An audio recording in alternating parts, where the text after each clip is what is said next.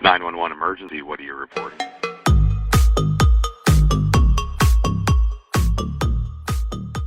You're listening to another great episode of We Speak Dispatch, sponsored by our friends at Watson. Hey everybody, welcome back to another great episode of We Speak Dispatch. And yes, I'm wearing glasses today. Holy cow, I know. I forgot to take them off before we started filming. But welcome back. We're going to have we have a great show today. We got a super guest that we just met the other day, and she's going to offer some information about how to be fully staffed and make your crew actually kind of happy, which is cool out there. So today we're joined by John and Joe. Both of them are eager to ask questions, I can tell. See over here. And our special guest today is Keri. Keri, tell us a little bit about yourself. Hi, I am the communications manager for a 911 center that dispatches for fire and medical. We are located in Central Florida, just north of Orlando, if you're familiar with the area. Nice, nice. And tell us about your comm center. It's how many people are there? And we have 4 shifts that are each made up of approximately 7 to 8 operators at a time. So we staff approximately 36 employees at any given time. We are a secondary answering point. So our calls are originally answered by the sheriff's office and then transferred over to us if they're in need of fire or medical. Okay, wow, that's good. And how many openings do you have right now? We have no openings. We are in the process of securing 2 overhires, but those are overhire positions. We have no openings. And we have run, knock on wood, pretty close to fully staffed for about 14 months. And how long have you actually been there? I've been there for a little over a year and a half. Wow, okay. So now you got to tell us the secret of, coming into a place. When you came into that place, was it fully staffed?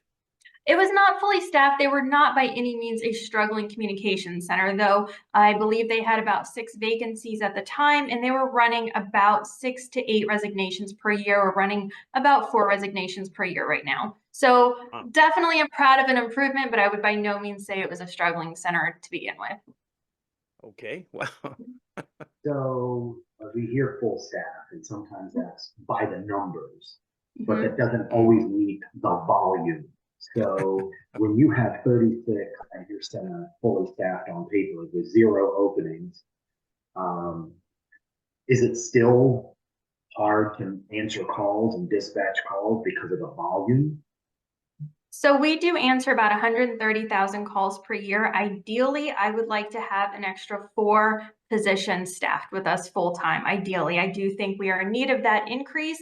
However, we do meet all of our ISO and accreditation standards. We meet all of our state standards for answering times. So we're making it happen. Ideally, I would prefer 1 extra person on every shift to help with days off, breaks, call outs, and stuff. Okay. How long is your training program? So you got these employees, you're a secondary answering point. Talk about how long does it take from, just start from the beginning. You post the position, how long does it take to get them in the door? And then after they're in the door, how long does it take till they actually count as a body?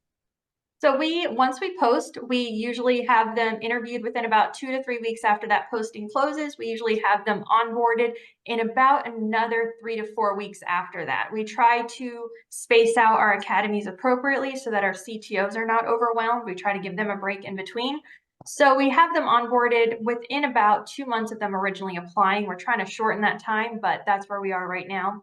They do a classroom training for approximately 6 weeks where they're learning geography, they're learning our CAD system, our policies and guidelines, and then they hit the floor with the trainer and they are paired up with that trainer for about another 6 weeks. And then they're released on their own to phones only. They remain on phones for a couple of months until their supervisor feels they are ready to move on to that first radio training position.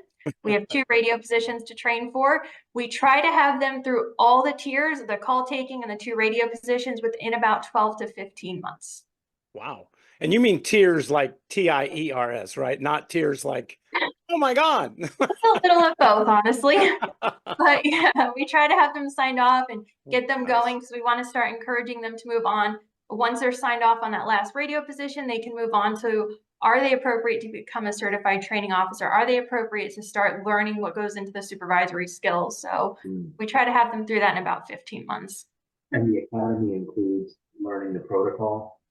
Yes, it includes emergency medical dispatch, emergency fire dispatch, studying for those. We are in Florida, so we do have the state exam that they have to study for. So it gets them ready for all of those things. It introduces them to our guidelines, but by no means do we go through them verbatim, word for word. We save that more for once they're on the floor, but they have a great understanding of our CAD system, of our computer system, maps. We use LiveMum for dispatching, so they're introduced to it, but not learning it in its entirety. Do you guys teach the protocols at your place, or do you send them to Yeah. some academy or something? We have, you met Sharon Owens when you were visiting Yeah. with us, and she's our training coordinator. She teaches that in-house for us. She is also an APCO certified instructor, so she's able to instruct the classes on site. Wow, look at that. Yeah. And this Florida Ooh. testing you got to do, is that like, does every agency have to send somebody through this Florida process thing? They do. They have to become a certified public safety telecommunicator. There Really? is an exam that they study for, and they have to pass. And they Nice. review that every 2 years. Okay. Oh my God, they got to read How long is that Florida state required class? How long is that? I do not remember the hours offhand, but they do have to get an 80% on the exam, and it covers a lot of the historical parts of how 911 came to be what it is today, the policies that went Really? into it, those first phone calls that were made. It covers an extensive amount of information. I believe our state certified class is 280 hours in total. So, Go ahead, it almost sounds like the EMP test. It's like you got to know historical stuff and how 911 works. I mean, for a person that's going to do fire dispatch, do they have to do any law enforcement type stuff on that test? There is nothing specific to law enforcement on that test that you wouldn't know from studying in the Fire and Rescue Center. We would get you completely prepared for everything you need, all study material, practice material. You would not be left out to dry. Yeah. One of the things I've always wondered when there's a secondary answering point is, say there's a major event that goes through your area, and does the sheriff's office or whatever that transfers the calls to you, are they able to come staff you guys if you have a major emergency? Or can you guys go staff the sheriff's office if they have a major emergency, so that they could maybe do a debriefing of some kind? Or are you guys completely, utterly separate? Completely and utterly separate. I think in some regions that would be possible when they're on the same computer system. We are not on the same CAD system, so it would be more of an impedance than anything. Yep, makes sense. Are you on the Can same you phone see? system? Yeah, I was gonna say, Same or phone can you system. see their CAD though? Like, oh, you can't, they can't, so it's shut off.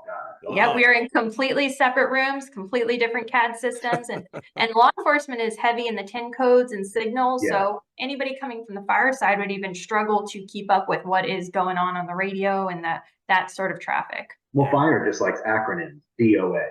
Yes. Wow. What an acronym. I'm going right there. I'm going right there. Is that Department of Aviation? Is that what that is? No. Yeah, it is. Yeah. In Florida, that's what it stands for. And Keri, how many fire departments do you guys dispatch for? Is it just one, like whatever agency you work for, it's that fire department, or are there many that they dispatch for? So we dispatch for the county fire department, and we also dispatch for the cities in our county as well. We have 4 cities that we dispatch for. Wow. And the county. And the county. Does everybody have the same exact guidelines, protocols, all that stuff? They don't have the same exact guidelines or protocols, but we do work cohesively with the cities to get it as close as possible. And when we do notice there's an area that there's a gap, we try to communicate when we can and get everybody on the same page and close those gaps, because that's what makes it easier for communications. We can't remember that this city wants this and that city wants this. So luckily we have great rapport with our cities. We have great communication with them. We meet monthly with them, and we're able to talk those things out and get it as close as we can. Do you guys dispatch the initial call with your voice or a computerized voice? A lot of fire departments are going to that initial computerized voice. And if you use the computerized voice, do you have a name for it? Oh, we do use the computerized voice. I will not put the name out today, but we do use the computerized voice. Does the voice change between male, female? It does not change. It does not. Okay. Some agencies do that. You can do that. Really? And all I of our didn't know that. dispatch. Wow. And all of our dispatchers do fully know how to dispatch when that system is not in place for any reason. They can still pull that skill out of their back pocket when they need it. Now I'm really curious what the name is. Ours was Samantha, Doug. So I'll answer it. I'll go. Ours was Samantha. I love that. Batman. No idea. Obi-Wan Kenobi. It's Yeah. So we talked a Wow. lot about training and jurisdiction here.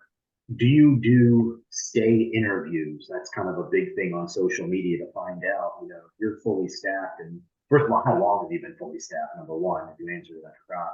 And then like all 36 filled. And number two, do you have you over the last year and a half since you took over employed stay interviews to find out why people are staying, and other agencies around you may be picking your brain as well? So about a year ago, I did do one-on-one interviews with each one of our team members, and it was a great opportunity to see what they felt like they needed from their department, to see what they felt like was working and was not working.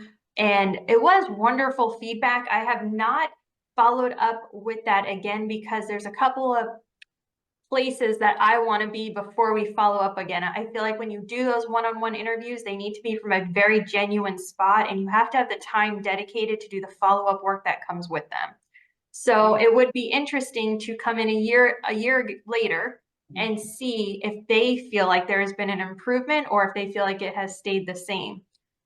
So we do those one-on-one interviews. We also get a lot of feedback from our team throughout the year. They have a voice in several areas throughout the year to voice concerns or wants for changes, and be informed of what's going on.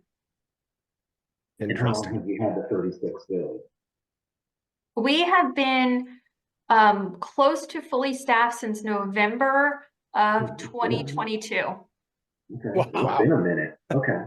It's not like last week we hired and filled our last. Yeah, we're No, ready not now. this week. And we've had a turnover here or there throughout that time, but nothing significant, one or two here or there. I think in total, we had 4 resignations last year and 1 transfer. Oh, Mhm. okay. Wow. Yeah. That's nice. So that in about a year, when we contact you to come back on here, you'll be like, "Oh, I don't work there no more." I mean, your retention rate is like 88%. I mean, conversely, your loss rate is 12%. I mean, that's Wow. pretty damn good. Yeah, that's crazy. So many agencies we visit are short, and it creates morale problems, and people get upset, and it's like mandatory overtime. Do you guys have mandatory overtime? We do not, and we have not. God, Wow. that's crazy. You have I see so voluntary many overtime. places. Yeah, do you have voluntary overtime? We have voluntary overtime. Okay. If somebody is taking PTO, they can sign up. We do try to create a lunch shift overtime where they can sign up for a 5-hour period to cover those lunch breaks. So there is definitely voluntary overtime. And somebody is on call each day and each shift in case there is a call out and we're going to be below staffing. We know who's expected to be called in. Well, let me ask you about that, because I've heard about this before. So when you get somebody that's on call, like let's say on call on Thursday, does that mean on Thursday they have to be home and not drinking? And is there like restrictions on that? They have to be not drinking. That is a definite. And they have to be able to respond into work within 45 minutes. So they Wow, have to be really? home, but they have to be able to respond into work. And are they 45 minutes, compensated? wow. Are they compensated for being on call? Yes, they are. They're Okay, compensated so- for their time being on call. So there's that. There goes, a lot of agencies I hear say, "Oh yeah, we have an on-call program, and then if I call you, you're expected to come in, but I'm not being compensated to Yeah. be on call," and that's a problem. We had that issue. We tried to do that, and it was like, we won't do it unless we get paid for it. And it was like, well, Yeah. then what's the point? We'll just bring some people in for overtime. So Yeah. it just, that's why it makes me curious about your situation there, that was, you guys are doing that. But that's pretty cool that they, the 45-minute thing, I think, is a bit crazy. But I'm hoping everybody lives very close to your place, very close. Yeah, and that's 45 minutes from the time that they got the phone call. So sometimes it takes them a little bit of time to call back in, but they are required to be in. Wow, look at that. Wow. Nice. All right. Yeah, That's good. What kind of like do you, when you did have to recruit people, did you have to do it yourself, or do you have like an HR department that does your recruiting and all that stuff and hiring? And do you do the interviews, or does somebody else do them? So for recruiting, we had a recruitment team about a year ago, and they would go, and the recruitment team is made up of dispatchers and call takers. They would go to high schools and recruit at some of those events. They would go to community events. We ultimately disbanded that recruitment team a couple of months ago because I want all the operators and dispatchers to feel that they are responsible for recruitment. It's not the 5 or 6 people on this team. It is all of us in this department who's responsible for it. And that so far has worked out really well. They all have recruitment business cards that if they meet somebody out and about in the community, they can hand them a business card and recruit that way. We also work very closely with our PIO to make sure that social media is putting the communication center in an energetic and fun spotlight that if you came across it, you would feel like, I want to work there. That looks like fun. That's a cool experience. So we really tailor those postings to know when we're going to have a job posting open. We'll make sure we're filtering some of our better content through social media. Just for example, we did a waterways training where everyone went out on the boats. We had a great time. We learned about the different docks and the boats that the department has. Wow. And that's a great social media post because who wouldn't want to do that training with us? Yeah. And so right before we have a job posting, we'll filter that one through. And any good events or awards, we always get those going on social media.